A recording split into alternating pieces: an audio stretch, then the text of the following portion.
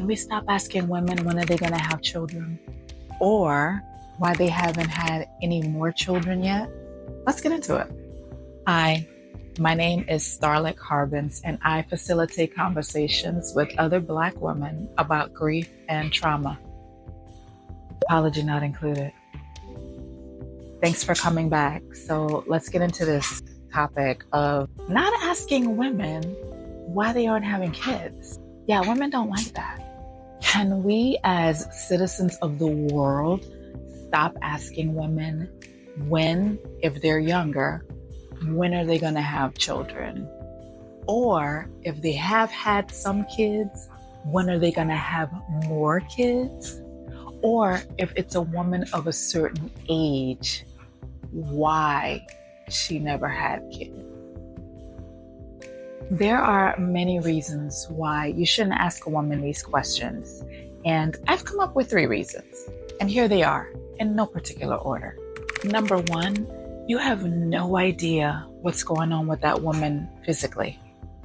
Women often suffer in silence with a lot of physical ailments that you are not privy to.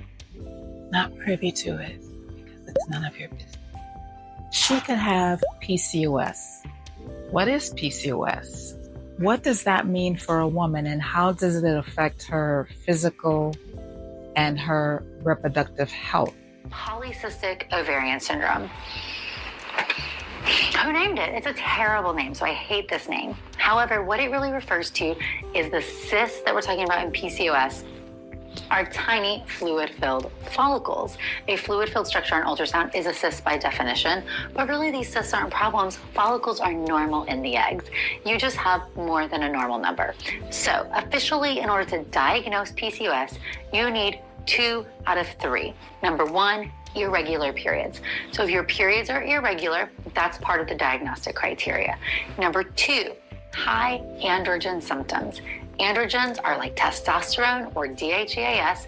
And number 3 is a special ultrasound appearance of your ovaries being polycystic, meaning lots of little small follicles or high antral follicles. She could biologically not be able to carry a fetus to term. Perhaps she was born that way.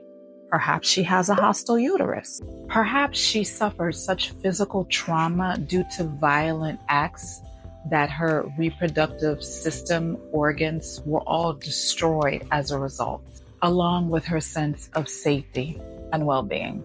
Before I continue, let me clarify that this is about women who have chosen to prevent pregnancy. Okay, back to the video. Number 2 of reasons why you should not ask a woman why she doesn't have children is you have no idea what's going on with that woman mentally.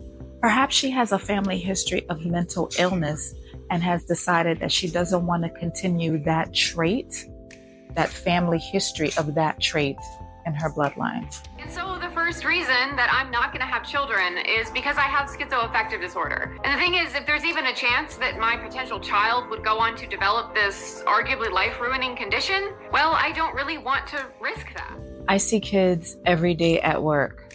I don't know why I keep coming back to pediatrics. These kids have parents that are completely checked out. The parents don't reply or respond to our outreach when we call, email them, or send home letters. The kids show up eagerly to school at times just so that they can get at least 2 meals. Not everybody needs to reproduce. There are some women who should not be allowed around any children. And there are some women who should not ever reproduce, ever.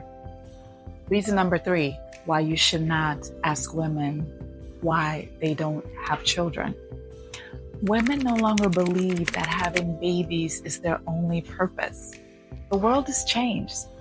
Women are choosing to find reward and purpose in other areas. People think, oh, it's so selfish for me to work on my own happiness, and just the opposite, because it affects so many people, because when you're happier, everybody around you's happier. And then it keeps, you keep spreading it. So it's the least selfish thing you can really do. You are not defined by your ability to procreate. Your value in life is not based on your fertility. Your value is based on your contributions to the world, making it a better place and to others, not something that you have no control over. And women are attracting to themselves mates who are aligned with not having kids. And they have adult, responsible conversations about that topic before marriage. I was dating a guy when I was 39. As a reminder, I had 2 children. This man was unmarried and didn't have any children. So we had been dating about 2 months, and we were out, and he asked me, are you interested in having more kids? Because I want to have children. Yeah, he asked me if I'd be willing to have another baby, and the answer was no. I was not interested in having more babies, so we both moved on. I strongly encouraged him to go and find someone who was younger, who didn't have any children, who would give him lots of babies. And I believe that's what he did. I mean, I don't know. All I know is I wasn't going to give him any. Not I. The point is, we had the conversation and then we both knew, right? Comment below if you're a woman who was ever asked this question. Why don't you have kids? Or if you have kids, when are you going to have more kids? Were you okay with that question? Did it or does it annoy you? Comment below. Inquiring minds want to know. Listen, here's the truth. I was brought up in an environment where every woman had children. Every woman. I had no idea that not having children was an option. And here's what I know for sure. I know for sure that at 19, I was way too young to be somebody's wife and somebody's mother. My breath still smelled like Similac, and I had just learned how to wipe my own ass. I was not equipped at all. I really wish that someone had just sat me down and said, hey, if you're thinking about doing this, here's some things you should consider. It's hard. You need a lot of money. You need a lot of time. You need a lot of patience. You need a whole community of help, because even if the two of you, the people that made the baby, stick together and you love each other and you want to be there and your whole heart is invested in bringing up this person the good and the right way, 2 people is still not enough. It requires so many more people. You need help. And I just wish that people were talking about this. So I'm talking about it. You need help. You need a lot of help. If you're a woman who's struggling with a decision, whether you should or whether you're not, you want to have kids, take your time, evaluate your life, your goals, your ideas, your beliefs. Really sit with yourself and take some time. Really focus on what you want, not what your parents want, not what society says you should do, but really ask yourself, what do you want? Is this something that you really want to do? And if it is, go with God. But if there is a pause, I encourage you to explore the pause, lean into the pause, and just really be certain for yourself.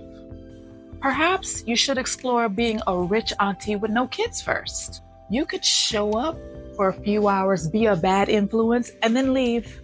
They asked Veranda during an interview, why was she so happy? And here's what she had to say. Because I ain't got no kids. I'm loving life, Michael.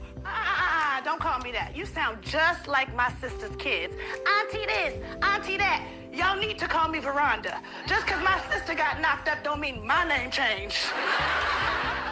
So you don't let your niece and nephew visit you at all? I mean, do you at least get them gifts? Of course I do. I'm their rich auntie after all. Come on. Well, what'd you get them last Christmas? I gave one of them deodorant and the other one advice. And the advice was, use that deodorant. Do you even like your niece and nephew? Absolutely. Come on now. Don't get me wrong. I love kids. You do? No, sir. Please subscribe, like this video, and comment below if you are a childless woman and you're good with that. Or comment below if you're a childless woman who desperately wants people to stop asking you why you're childless. Here's an open invitation for you to join my WhatsApp community. Join my WhatsApp community, Sisters Speak.